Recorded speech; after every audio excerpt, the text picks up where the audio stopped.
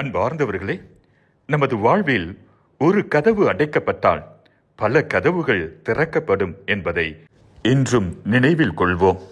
மறைந்த குடியரசுத் தலைவர் திரு அப்துல் கலாம் மிக ஏழ்மையான குடும்பத்தில் பிறந்தவர்.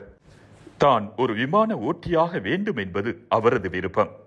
அதற்கு அவர் தேர்வு எழுதி பயிற்சிகள் பெற்று இறுதியாக நேர்முக தேர்வுக்காக டேராடூனுக்கு சென்றிருந்தார். அவர் அதை கற்று முடிக்க அவரது பெற்றோர் பல வகையான தியாகங்கள் செய்தனர். வீட்டில் இருந்த நகை மற்றும் பொருட்களை விற்று படிக்க வைத்தனர். அன்று 12 பேர் தேர்ந்தெடுக்கப்பட இருந்தனர்.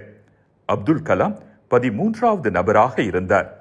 அவரால் விமானியாக முடியாது என்று கூறி அனுப்பிவிட்டனர். கலாம் விரக்தியின் எல்லைக்கு சென்றார். டேராடூனில் இருந்த மலை உச்சி ஒன்றில் ஏறி தற்கொலை செய்து கொள்ள விரும்பினார். ஏனெனில் ஊருக்கு சென்று குடும்பத்தினர் முகத்தில் விழிப்பது அவர்களின் நம்பிக்கையை அனைத்தையும் குலைத்து விடும் என்று நினைத்தார்.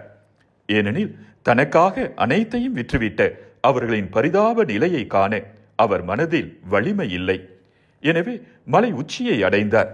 அங்கே நின்று பார்த்தபோது சிவானந்த சரஸ்வதி ஆசிரமம் ஒன்று இருந்தது தெரிய வந்தது. உடனே தனது மனதை மாற்றிக்கொண்டு மலையை விட்டு இறங்கினார். அந்த ஆசிரமத்தை நோக்கி சென்றார். ஆசிரமத்தில் இருந்த குரு அவரை வரவேற்று அமரச் செய்தார்.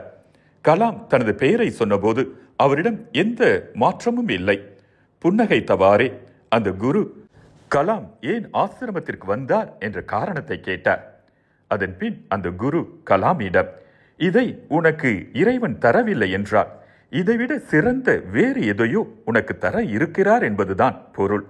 எனவே அது கிடைக்கும் வரை பொறுமையாக காத்திரு என்று கூறி அனுப்பினார். விமானத்தை ஓட்ட அனுமதி மறுக்கப்பட்டவர் பிற்காலத்தில் இந்திய திருநாட்டின் முப்படைகளுக்கும் தலைவராக உயர்த்தப்பட்டார். குடியரசு தலைவராகவும் தேர்ந்தெடுக்கப்பட்டார். நம் வாழ்வில் ஒரு கதவு அடைக்கப்பட்டால் அல்லது நாம் நினைத்தது நடக்கவில்லை என்றால் மனமுடைந்து போக வேண்டியதில்லை. மீண்டுமாக முயற்சி செய்தால் நம்மால் உயர்ந்து வாழ்வில் நிமிர்ந்து தலை நிமிர்ந்து வாழ முடியும்.